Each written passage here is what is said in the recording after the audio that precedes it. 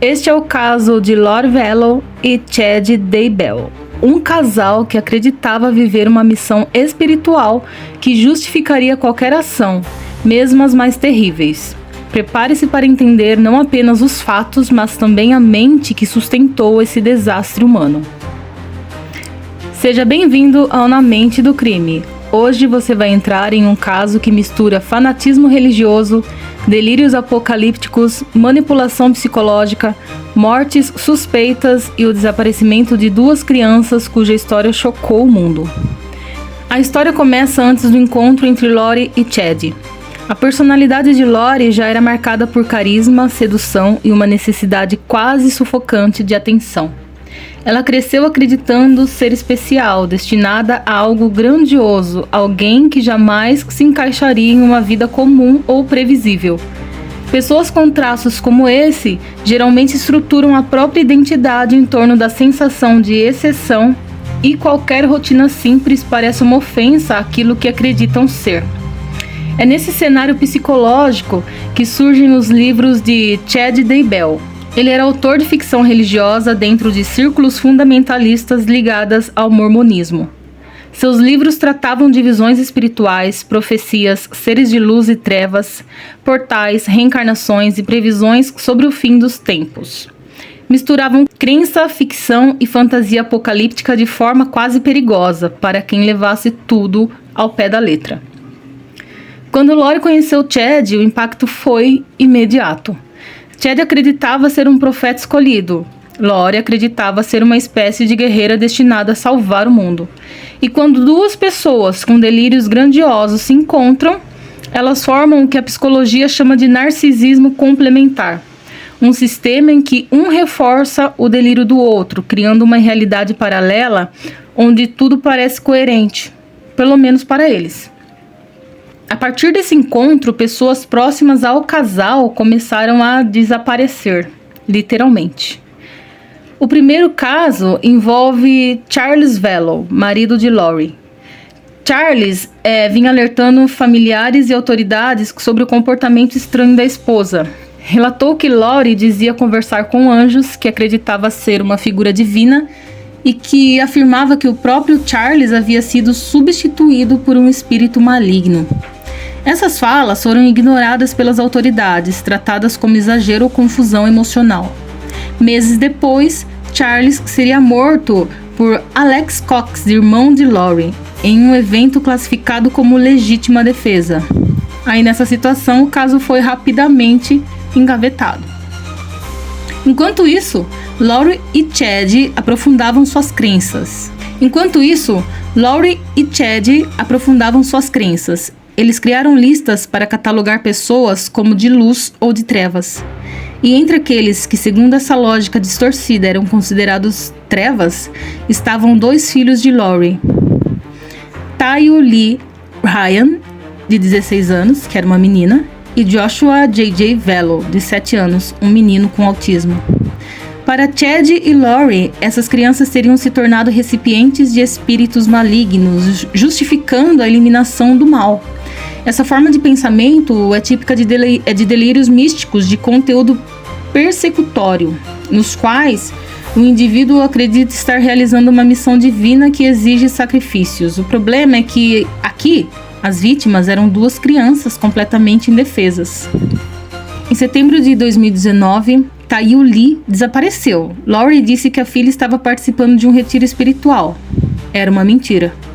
Dias depois, JJ também desapareceu. Lori afirmou que ele estava com uma amiga. Outra mentira. Quando a polícia começou a investigar, Lori e Chad fugiram para o Havaí, sem demonstrar qualquer preocupação com as crianças desaparecidas.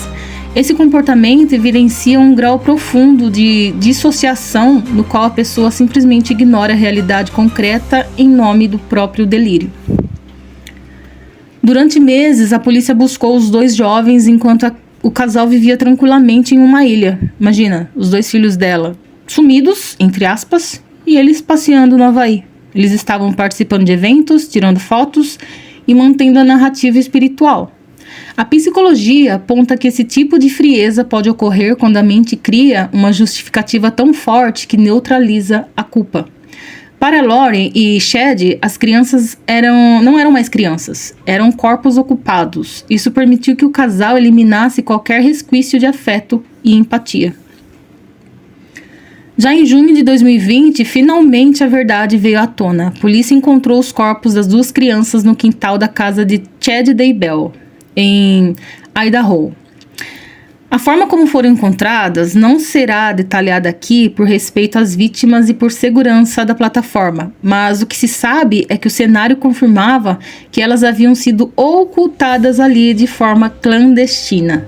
Era a materialização do extremo da violência emocional, espiritual e moral que cercava o casal.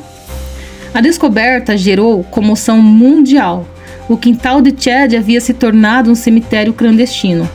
O horror não estava apenas no crime, mas também no modo como ele foi cometido, cuidadosamente planejado, escondido e posteriormente negado. Durante o julgamento, Lori manteve uma postura que chocou observadores. Ela sorria em alguns momentos, demonstrava indiferença, fazia expressões como se estivesse desconectada da gravidade da situação. Isso levantou debates sobre possível psicose, narcisismo severo ou até um estado dissociativo crônico. É possível que ela estivesse tão imersa em sua fantasia espiritual que a realidade concreta não tivesse mais peso emocional. Chad, por sua vez, manteve o discurso de revelações espirituais e missões divinas. O que torna esse caso tão impactante não é apenas o crime, mas a dinâmica psicológica por trás dele. Lori e Chad viveram o que chamamos de folia do, ou psicose compartilhada, que é quando 2 pessoas que reforçam mutuamente um delírio até perderem completamente o contato com a realidade. 2 pessoas ali se reforçando e surtando, né? Nesse estado, qualquer interferência externa é vista como ameaça e qualquer crime se torna justificável aos olhos dos envolvidos, por isso que eles não sentiam culpa. As crianças eram obstáculos para o plano espiritual. Amigos e familiares que discordavam se tornavam seres de trevas. A moral desaparece, só sobra a narrativa delirante. Hoje, o caso Lori Vallow e Chad Daybell é um dos mais perturbadores dos últimos anos. Ele demonstra como a combinação de crenças extremistas, personalidade narcisista, fantasia apocalíptica e isolamento emocional pode criar tragédias devastadoras. Não foi apenas um crime, foi a destruição completa de limites éticos, emocionais e humanos. A casa onde JJ e Tayuli viveram não era mal assombrada, era o palco silencioso de 2 pessoas que acreditavam ser maiores que o mundo, maiores que a própria moral e maiores que o próprio amor. E se você chegou até aqui, deixe um comentário escrevendo Apocalipse, só para eu saber que você acompanha as análises mais profundas do canal, até porque eu deixo as análises mais pro final. Então eu gostaria de saber se você está acompanhando tudinho, quero a opinião de vocês sobre isso. Se vocês concordam, deixem um like, se vocês não concordam, podem deixar um dislike, mas também quero aí um feedback, o porquê desse dislike, tá? Eu gosto de críticas construtivas, são sempre bem-vindas. A gente pode se comunicar de uma forma bem bacana aqui no canal, tá? E se inscreve, compartilha e continue acompanhando os casos mais complexos da mente humana.